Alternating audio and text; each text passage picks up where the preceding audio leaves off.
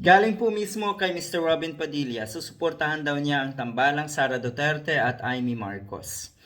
Ang kasi na itinuturo na pwedeng maging running mate daw na sa Sara Duterte ay Mr. Padilla. Medyo may pahambol ka pa na magtuturo ka ng iba na yun nga si Senator Amy Marcos. Pero sa tingin ko, gusto mo. Sa tingin ko, um, ikaw ang magiging running mate ni Sara Duterte. Pag nagkataon, pag nangyari yan, nako, lalong mapapahamak si Sara Duterte.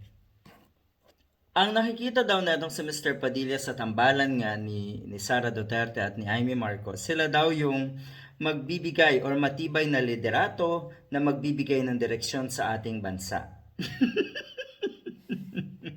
Ano po bang direksyon ang alam niyo, Mr. Padilla?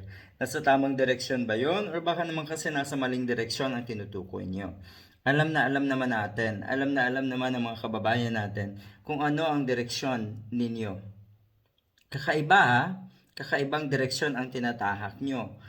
Yan daw ay kinatutuwa ng mga taga-suporta. Natural, mga taga-suporta yon. Ang malaking katanungan dyan, yan din ba ay ikatutuwa ng sambayanan?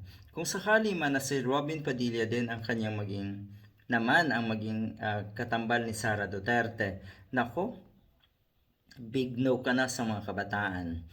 Big no ka na sa maraming kababayan natin na galit sa ginagawa ng China at marami pa pong iba.